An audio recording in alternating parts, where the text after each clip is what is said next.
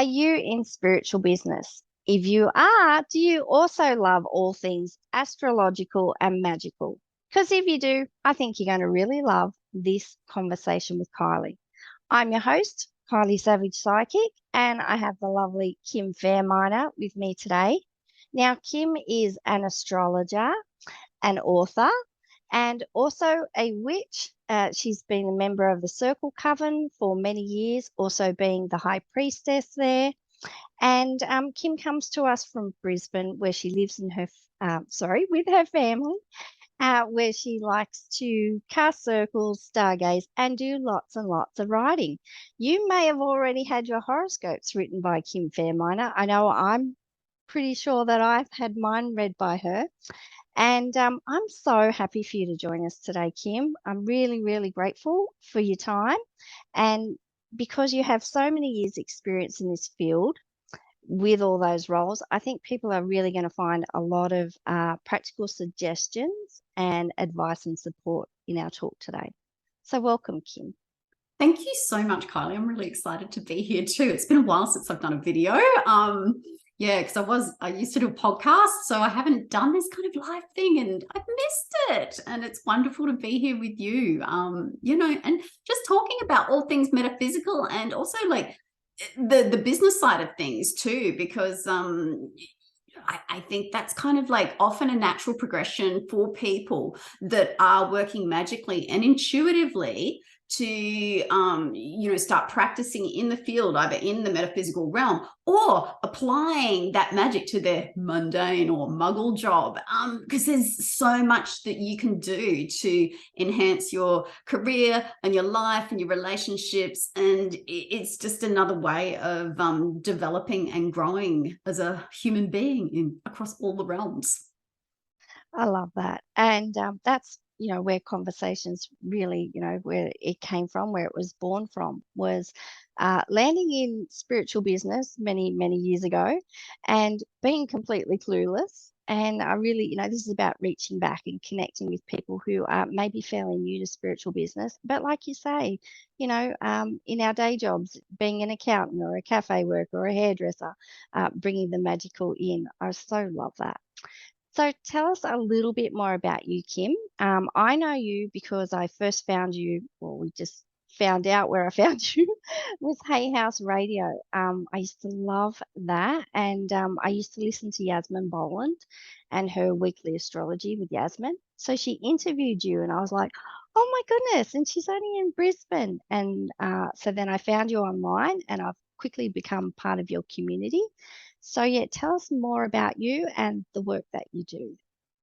So primarily, I guess my trade, if you will, I'm an astrologer. I've been in spiritually, I'm a witch. I've been a witch for a long time now. Initially sort of, getting into it as a solitary practitioner, and perhaps not all that seriously in the 90s. That, like, some of your listeners and viewers will remember like Charmed and Buffy, those shows from the 90s, absolute classics. But that was kind of like a window in a way to the magical world.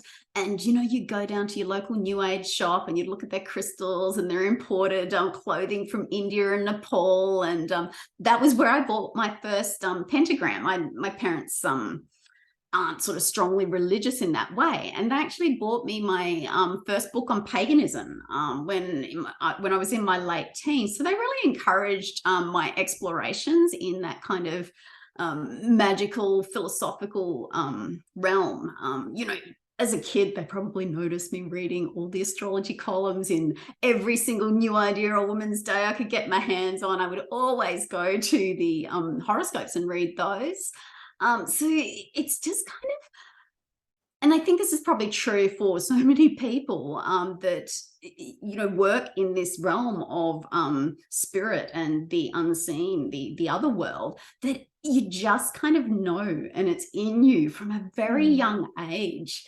And you don't really get sort of a lot of it at school, and then you're out in the world, go get a job, like do this, do that, and the messages you get are very rooted in the physical world, but that doesn't always align with your experience. So I was looking for something that brought my inner world into alignment with the outer world, and magic and astrology was the link for me. So I was lucky enough to find the Circle Coven when I moved to Brisbane. It must be like 12, 13, something teen years ago. It was a go. It was a go. But working with that magical group energy really accelerated my development as a person, my spiritual explorations, and also my magical abilities. I'm no slouch on with a spell. And eventually I became High Priestess at that coven for a period of time. I stepped back from that a couple of years ago, and it continues to be a really incredibly rich and rewarding part of my life. Now I'm sort of bringing the astrology and the witchcraft together through astrological magic and working with timing and planetary deities a bit more. Professionally, I do consultations. So I work with clients one-on-one, natal astrology, horror astrology, and magical workings. I can help people out with those. I write the horoscopes that you've read and forecasts. I've worked on the Living Witchery books with 2 co-editors and a range of contributing authors. So Alexandra Tanay and Sandra Greenhulk are my co-conspirators there, or chief co-conspirators.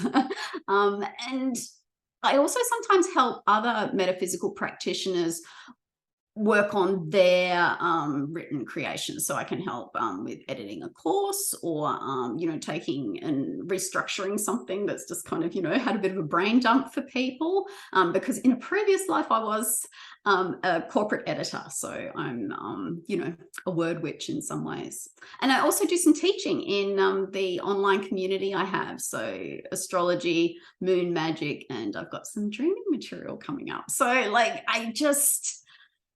I'm really, it's my passion and my life's work to pass on what I've learned and help. Like, I consider myself really quite an everyday person, but just sort of blah, blah, blah, listing all that stuff off. It's like, wow, I do some interesting stuff, and it's really, helpful for people. And I know some really wonderful people. So it's that community aspect of it, and sharing what I know to help other people, to pass that on to their people, and make the world a more magical place. Oh, I love all of that. I think like coming to know my rising sign is Gemini, so we both relate with that Gemini energy. And I must admit, I didn't have the best understanding of Gemini energy before that, but I was like, that's the thing, is that as we move more and more into this modern age, people are really thirsty for that spiritual knowledge and to understand metaphysics and astrology and all the rest. But we need the educators, and we need the people who can communicate this information. And I relate to being a word witch, and I think it's a really important role.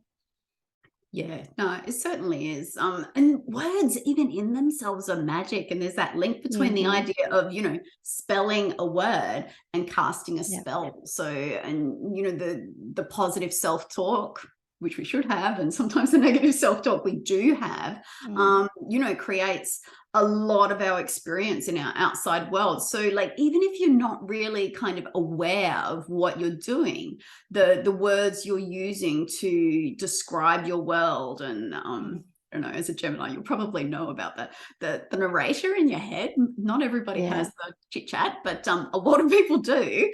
And what that narrator says directly influences your experience of the world. And you're the boss of the narrator, and you can speak words of truth and aspiration, and uplift your own experience and the experiences of others. Words heal, can also curse. They're incredibly powerful. And I think that's the thing too, we connect on so many points with people, but you can have that, that interaction. You can, respond to someone's question or comment or something. And, I've had that feedback too. And people say, your words are so powerful, because I stop and I think about them. And I think that's a real Gemini quality too. It's the non-stop thought. But it's we're aware there are consequences, for your thoughts and your words and your actions. Always remember that Florence Scovel Sheen, your word is your wand. Ah, yeah, I like that. I haven't actually heard that one. It's nice. Okay. Because I'm a part of your community, which I totally love, and that's over on Mighty Networks, and I'm a part of the Pleiades, the business group you have as well. I thought it'd be really interesting to explore a little bit more to how you connect with your audience, and what your experiences have been like, creating your own kind of social media community. I was thinking it's more like a social online community, away from the mainstream social media platforms. What's that been like? Yeah, well, I'm a Gemini sun, and you probably, as a Gemini rising, you get this experience as well. Like Geminis and phones, ding, ding, ding, social media. Like, oh, I'm let's chat. addicted. Yes, it's Mm, addictive. And I think, Gemini's fingers, like we're like busy. So you have this little device that's like full of all the information in the world. And like, there's always someone to chat with on social yeah. media.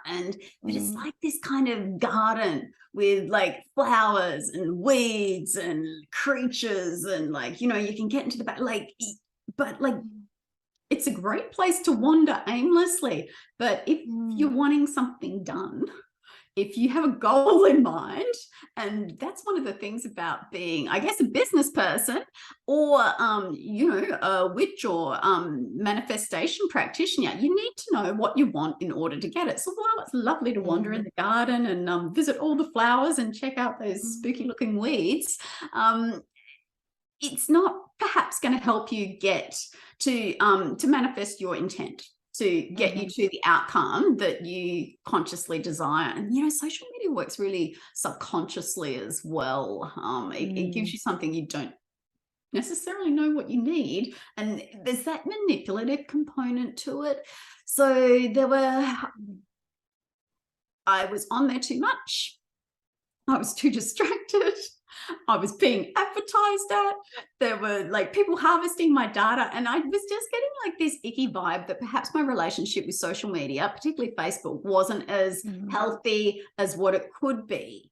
So I was looking for alternative spaces because I would use groups to host some of my course material that I would teach. And it's lovely to have like a space where course participants, your students, and you can interact freely and asynchronously. And by that I mean, when not everyone can be at a particular time and online place at the same time, like because of time zones, work commitments, life commitments, yada yada. So I like that sense of connection that you can get in a group, but I didn't want to have to be competing with all these distractions, because I know as a Gemini just how like, oh, shiny butterfly, I'm going to follow it.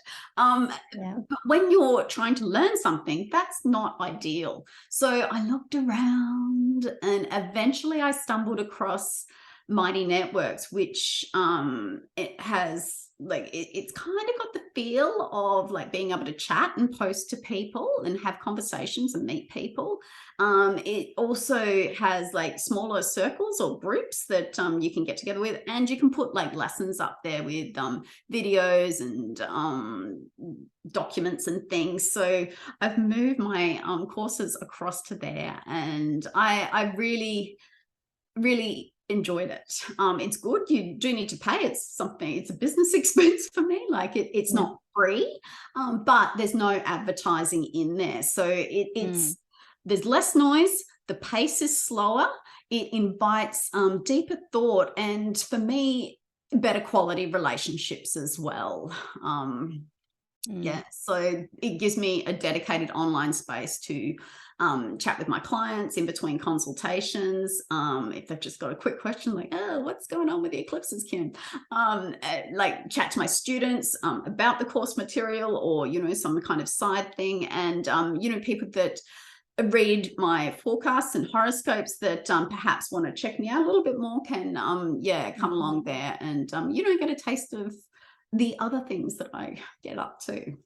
And it's always evolving too. I think how many names has it had since you've joined? I've been flip-flop Just a a few. little bit. Yeah, just a few. Yeah. But anyway, it's and that's the main thing is, I find now too, like when you know somebody's name, like I know your name, then I can just Google you and usually, find your website, things like that. And then nearly everyone puts links everywhere these days. So you're not hard to find. Oh, that's I good. was, yeah, I was thinking about it too, because you need to download an app onto your phone to do the Mighty Networks or go off your desktop, but which is good because then I'm just in the one place. And the thing I really love is no ads. Yeah, it doesn't feel like you don't feel dirty after being in there. You're like, oh, like, Mm, I interacted with these people. I got an update on, this planet. And now I know that I'm going to do this in my life without, anybody like scanning your data to see if you need a new bedspread or, you're looking for a holiday in yeah. July. Like there's none of that. And the community is a little bit more bespoke and crafted because we're all there because we have similar interests. So I'm not bumping up against, somebody else I'm like, who I'm not really interested in interacting with. I'm coming across people, and then there's the invitation there if you want to get, connect more as a community. It's there. It's all built Yeah, in there, and totally. it does look very pretty. Visuals are important. Oh, It yeah. looks nice. I got to choose those colors to match my brand. There you go. No, I think it's growing really beautifully. All right. I'm just wondering along those same lines, for people just getting started in spiritual business and things like that. So, because we know what it's like to be in an industry for quite some time, I'm just wondering, what kind of practical advice or suggestions you would have for people wanting to create their own spiritual business. And maybe if they specifically want to start with astrology, like to become an astrologer, like your career's evolved so much where you've got that, you could articulate that beautiful mix of astrology and magic and communication, everything. But for people like just starting out, yeah, what would you say to them? Well, I think that little statement that you just made about how I never would have thought that, my corporate editing stuff would be particularly useful in a metaphysical career, but like it is all starting to kind of really come together for me. So it feels Mhm. like I'm really like aligned and working aligned with my purpose. And that's going to change and evolve down the track. So like, this is where I am right now. So don't kind of throw the baby out with the bathwater if you do have a muggle job. You Mhm. probably the interpersonal skills you've got there, the organizational skills, Mm. all that is going to be useful for your metaphysical business. Because if you're all metaphysical and you don't have any practical nous, you don't have a business. That's really important. When you're learning, I think to learn with a teacher for an extended period of time, because you learn more than just like the content of your craft. This person has been in, the business for an extended period of time to the point where they're able to teach that and pass that information on. So they're obviously doing something right. And it may be that you pick up things about ethics, about, writing the peaks and troughs, how they handle life's challenges. Because if you're with a mentor in touch with a teacher for a period of time, their life is going to go through stuff like we all do, and how you ride that out and kind of smooth that out to accommodate your career and keep that going as well. I think those kind of like things that can't really be taught directly, but if you are like very open and observant, you will pick that up along the way. I also think to take your time while you're learning and give you, like, you're not going to be an overnight success, man. That whole idea, give me the pip, because nobody's an overnight success. You might discover them, overnight, but this person's probably been, chugging away for years. And so give yourself that time, and also dance on your edges. Like, we all don't stay in your comfort zone. That's what I mean about that. Like, You know, we were talking about like video before, and how like these kind of video chats can be quite scary and intimidating, you know, particularly when you first sort of do them, but you get used to them and it just kind of eventually becomes normal. And then there's a new edge for you, and it may be, you know, talking to a live room, or I don't know, teaching a whole long course. Like everybody's got their own little things that they need to sort of push up against. Don't be fooled by all that glitters, because it's not gold. So, you know, social media success is not real success. That's a little point. I made some notes on this because I was pondering before.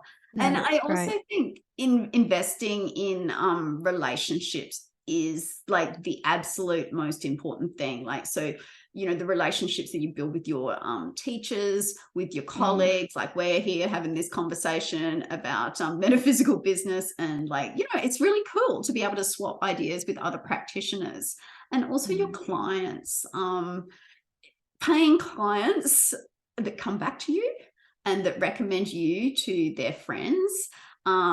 They're gold. And I don't mean that in purely financial terms, because that is feedback as well, that what you've offered to them is of value, that they've found it useful, and that what you do, you're good at what you do, and how you do it is professional as well, that they're willing to, you know, basically do your marketing for you. And like, yeah, that recommendation, them coming back to you to see you again, you know, in a few months or a year's time, that is like the highest compliment that, yeah, anyone can pay you. Absolutely. I love that. And it's so true. And I think there is a real trend at the moment, and because people, you know, are seeing what they think is success, and they're seeing, you know, everything so fast, and it's all about the numbers. And we know the numbers can be really inaccurate. But it's like, if you don't give yourself the time to stick it out, you know, you won't grow, and you won't get the benefits of those, you know, return clients. And you know, business for me has been the biggest like personal development ground ever, I would say. And it's encompassed everything. And because I'm in spiritual business, even more so, it stretches out into, you know, all areas of my life. But I think that's so important for people to hear that today, that things take time. You know, we've got to invest in ourselves and our business, and put the energy and the resources in, and build the community. Like you say, and I think that's a fantastic point about, yeah, finding the best teacher for you. And sometimes that takes a little bit of time. But the thing is, having that core relationship with somebody who is really a trusted professional is so important. And I was really blessed to have found that. And that's why I love teaching too. And I love having that. But if you don't give yourself the time, you're not going to have all these opportunities and to see how things can evolve and grow. So, yeah, I think that having the consistency and being persistent, and just keep showing up for yourself, and the patience to allow things to unfold. Yeah. It's like, a lot of it's not glamorous. Nobody wants to Oh, sort of yeah. top the numbers at the end of the month and then, you know, work out their tax, and like there's a very unglamorous side to you know, being Definitely. a solo metaphysical business person. You know, it's not all like hairdos, lipstick, and Zoom interviews, is it? Definitely not. Yeah, this Yeah. is the fun bit, like the sharing, but so much goes on in the background, behind the scenes, that, you know, like it's sometimes there are days where it's difficult to show up for yourself, and giving yourself, I think, some space for Yeah. those like slow periods, for the times you're sick, for the times that, you know, life goes off the rails, as it you know, periodically does. Like it can't all be about the one thing. You need to have sort of that balance. Otherwise, you know, if you're pushing too hard too fast, the seesaw will go like burp, and maybe you are an overnight success, and then you're catapulted to who knows where, and land in a big pile of hay. Oh, I did know that. That's some great advice in there and some really good suggestions. Okay, so I was also thinking because I'm always, reading astrology and getting into there, I couldn't have you on here and not ask. Um, for you to be able to reflect, on this year in the astrology. Because what I noticed, having just a renewed interest in astrology myself, was, through these major events like the pandemic and, lots of turmoil throughout our world, which, I kind of knew was coming for a long time, but just seeing it, the way that astrology has just plotted the timeline, but more so than that, not just giving the timing, telling us the whys and the hows, and giving us fleshing out the details of all these major events. And I've been absolutely blown away by the accuracy of astrology lately, and I'm like, I'm so invested. So I couldn't have you here and not ask you maybe just to reflect on your thoughts of this year, as we're into November now, and maybe just a tiny glimpse into 2023, just something that's of interest to you or you're curious Yeah. about. Yeah, sure. So kind of what we've experienced in 2022 is the separation of a square between Saturn and Uranus. Like that's been really kind of tense basically, and it's actually been triggered like right now by the eclipses that we're in between and recording this chat under. So you've had the constraint of Saturn up against freedom loving Uranus, and they've been kind of having a bit of a battle. And that's kind of like, it came to the fore during the pandemic, and it's just kind of, still falling away in some ways.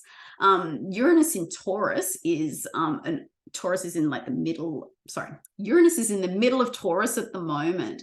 And for a lot of us, that's being noticed mostly as supply chain issues. Taurus is like the stuff, the goods, the money, and Uranus is erratic. So the things that we're used to getting, everything just sort of, flows seamlessly. Uranus is like, well, does it? Things might need to change here.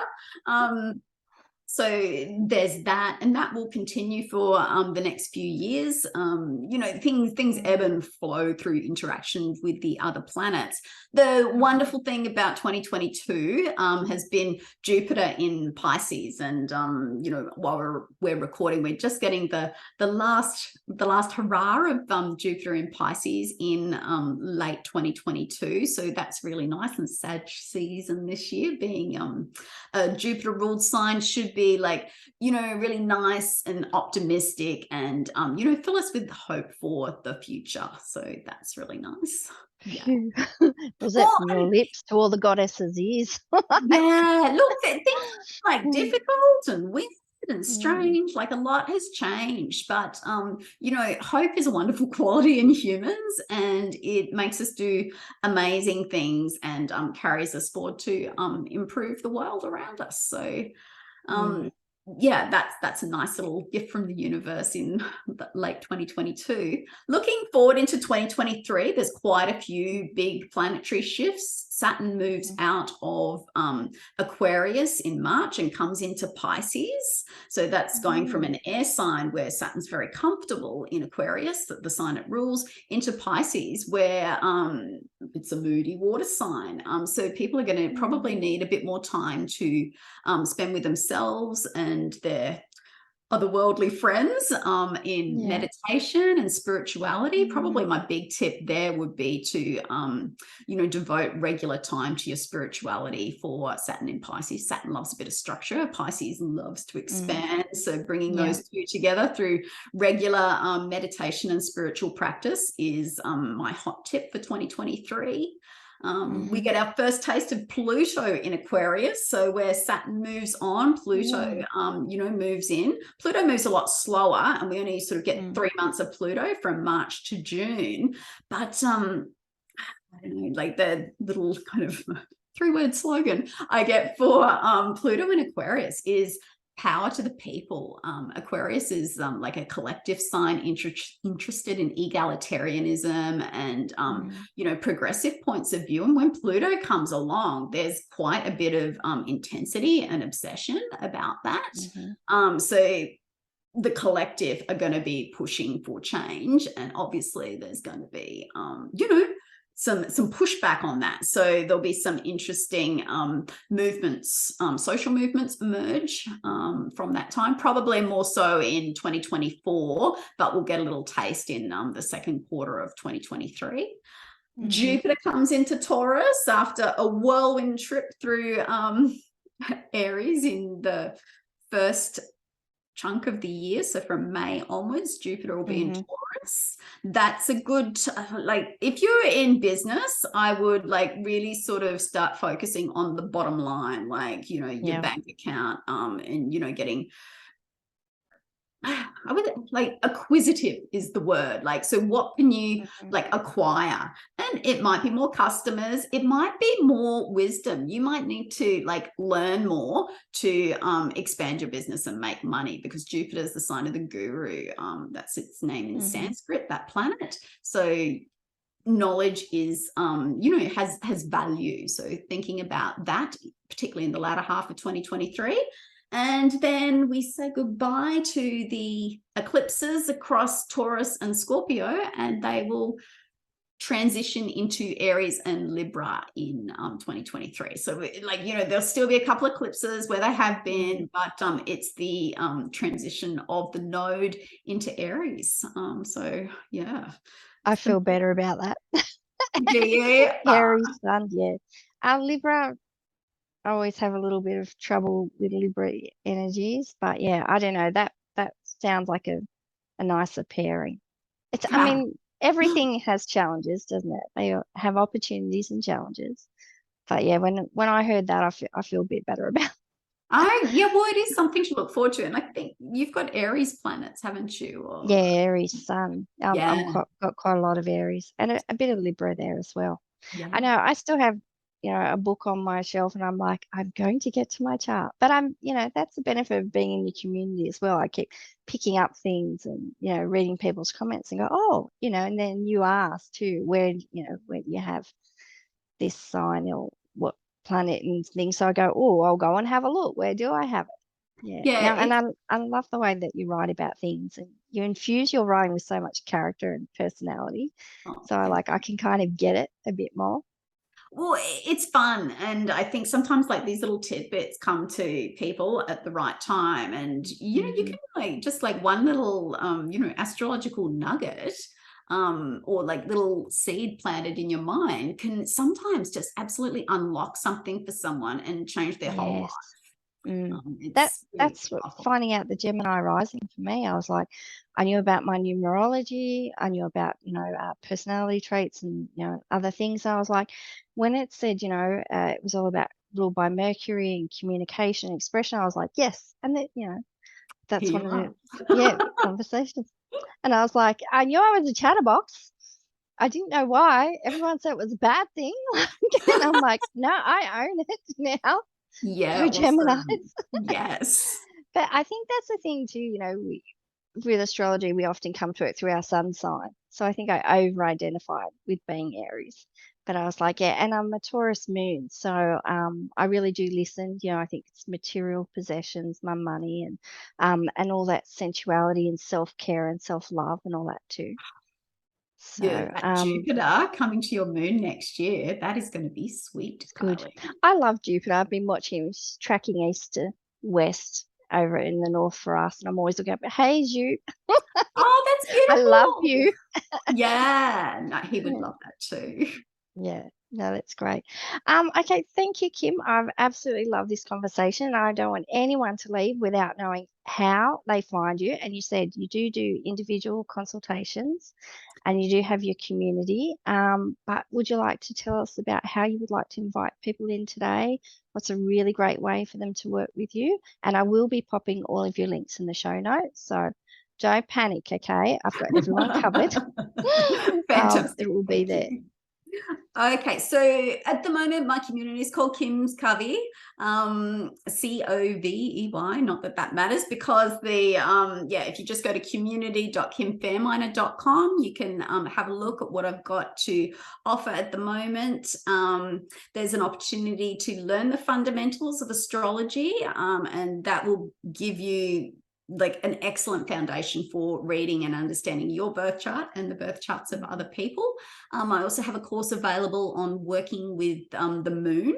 And so like learning about the lunar phases and how you can work with the moon to manifest what you want in your life, particularly good for business, because the astrological chart covers like every aspect of your life, so you can work with it in many ways. And I've got a bit of a hot scoop for you, Kylie. Yeah, My terrific. Mercury dreaming course, I haven't run it for since well before the pandemic, and I am going to have that available in the community as well. That, like, while it's dreaming, the skills you learn in that will help you work with the symbols that you receive in meditation, visions, like, things you trip over on the street, when you just keep seeing owls everywhere, like, why? Like, this course kind of teaches you to work with symbols in like a really broad way, as well as develop a personal dreaming practice. But the thing that, like, because so many of your listeners are metaphysical practitioners themselves, I am calling for expressions of interest to the Pleiades. That's the a peer circle, but I host, I guess. I don't like to think that I lead it. It's more like a round table, I guess. And it's an intimate group that's focused on, like, so if you're an astrologer, a card reader, whether that's tarot or oracle cards, we've got a sound healer in there. You might work as a psychic. So if you're a metaphysical business practitioner and you want to like exchange ideas with other practitioners, build your network, rub up against those edges that I mentioned before, the Pleiades is a really beautiful, small, nourishing circle that facilitates that. It's really open as well. Like, it's not big. I don't do big groups. I do small and intimate and very conversational as well. Like, I don't, I'm not the grand poobah of anything. I'm like finding my way through the dark as much as the next person, but I'm more than happy to share my experience and help others along the way. So if that sounds like your bag, flick me an email, hello@kimfairminer.com, and just register your interest for 2022, and we'll see you then. That would be terrific. I love being part of the Pleiades. I think it's one of the best things I've done this year. So I'm so glad that you did it, and that it's going to continue on. And yet we do have some really rich, deep conversations, and there've been lovely women that have come together. And I think we're very honest, and we're very compassionate, and we really listen, which is so important. We need that support to be in business, and we need the right kind of support. I keep going on about, but it is so fundamental to creating your business and sustaining it. So it's been terrific. I can't recommend it highly enough. Thank you, Kim. I'm really I feel relieved, actually, you're talking about the astrology. Thank you so much for being so gracious and giving those reflections and the insights and everything you've shared today. It's been really amazing. And as you said, I will put all the links in the show notes. But please, if you found something of interest in this talk today, or some light bulbs went off, then definitely get in touch with Kim. And if you have any questions, go ahead and ask. You can also put comments and feedback. Sorry, put your feedback in the comments underneath the video. We'd love to hear your feedback. And thank you again. So my guest has been Kim Fairminer, astrologer, author, and witch. And I trust we're all going to have a very blessed end of this quarter and into summer, and a very blessed new year as well. So thanks again. My pleasure, Kylie. Thank you.